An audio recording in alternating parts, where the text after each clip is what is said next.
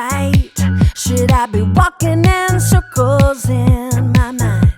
But I know God will make my path straight. I know I'm gonna shout and praise. My God can be trusted over and over and over again. My God can be trusted over and over and over again. Over and over and over again.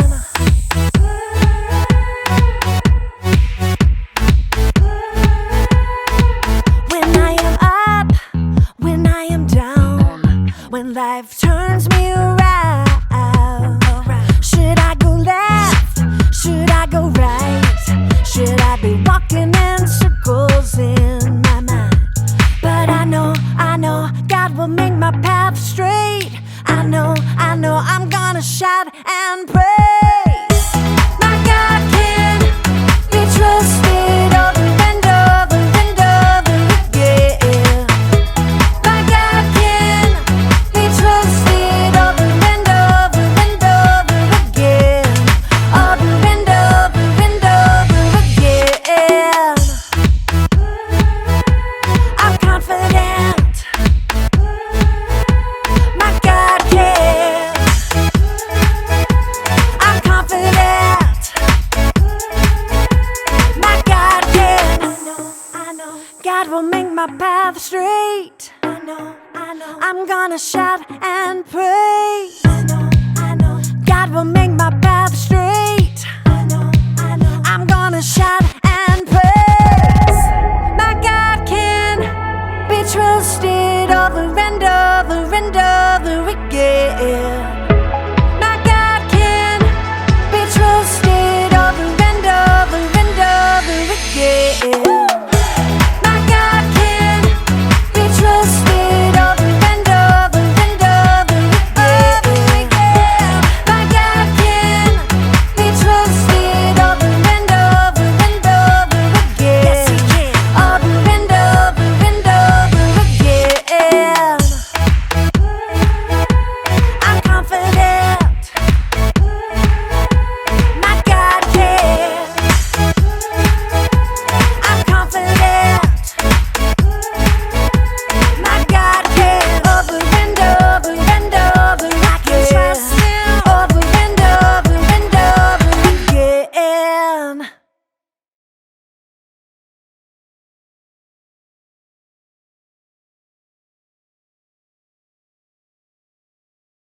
Welcome to Story Lab. This week, we're talking about trust, while we also take a look at a story of a couple who may win the award for the oldest new parents ever.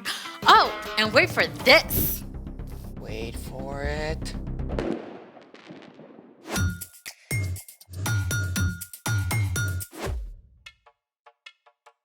Hey, I'm Amaya. And I'm Zeke.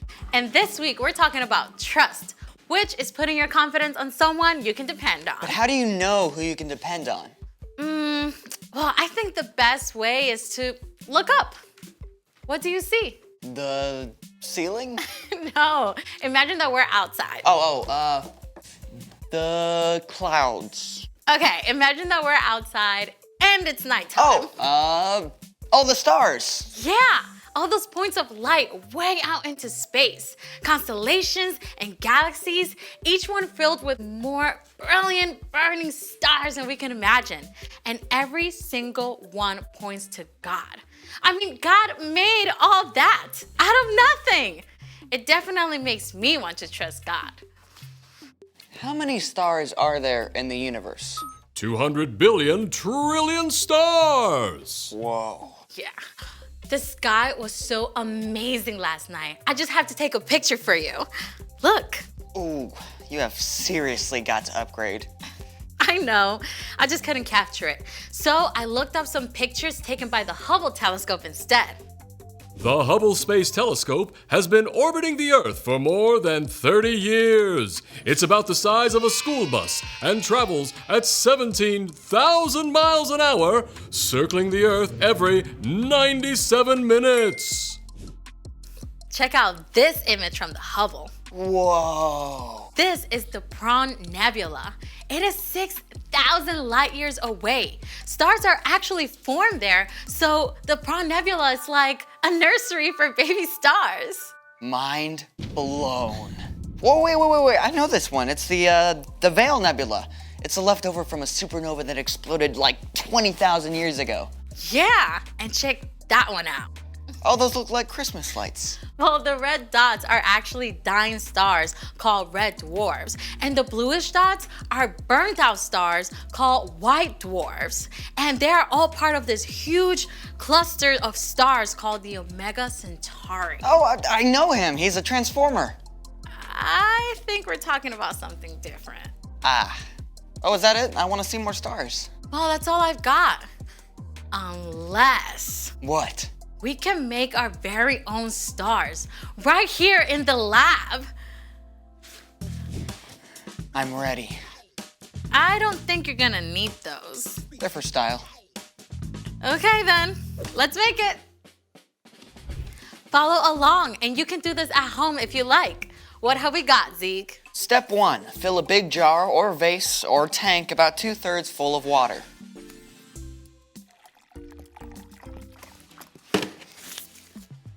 Step 2. Pour oil into a small bowl. Or 2. Or 3.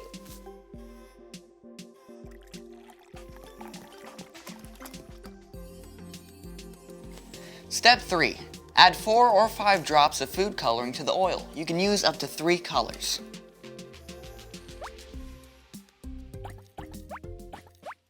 Step 4. Whisk the food coloring with the oil. It's a little latte. A really oily latte. Okay, pour. Wait for it. Whoa. Our very own shooting stars.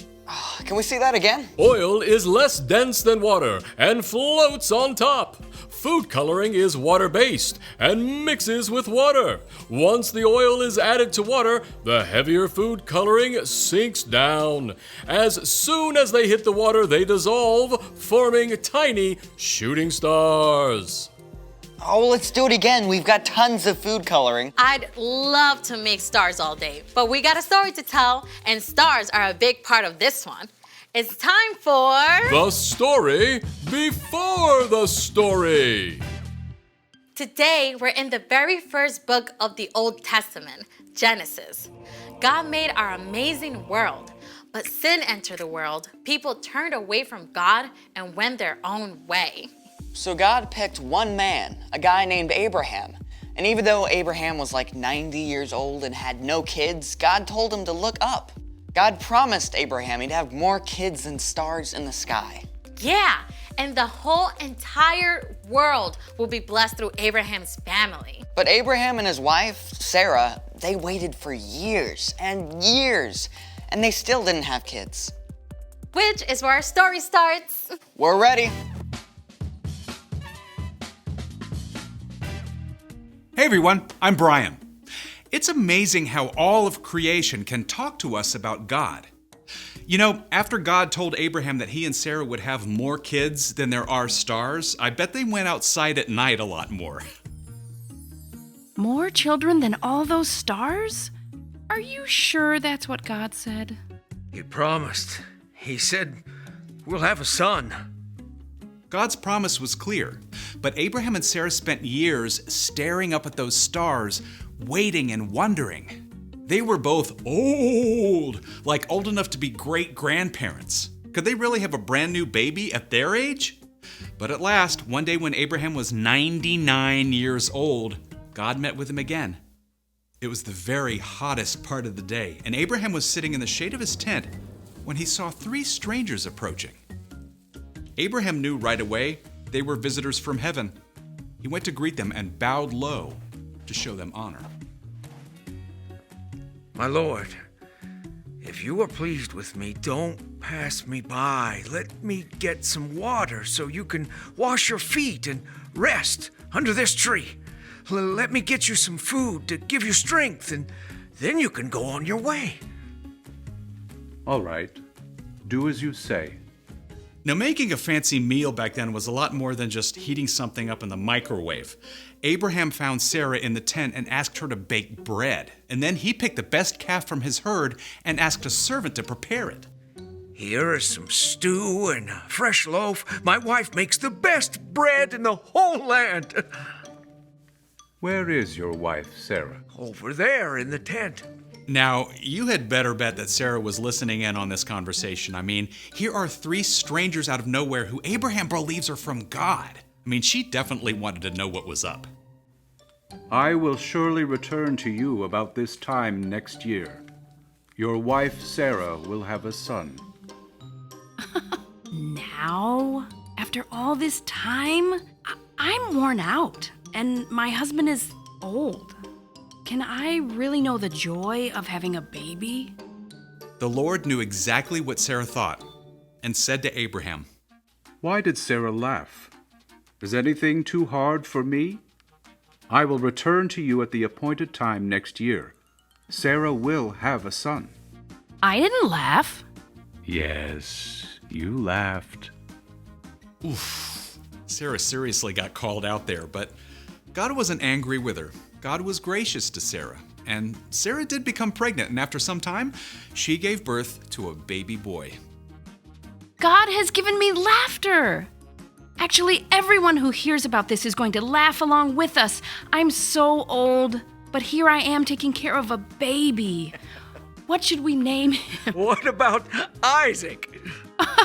Of course, Isaac. You're going to have a big family, little one. As many as there are stars in the sky.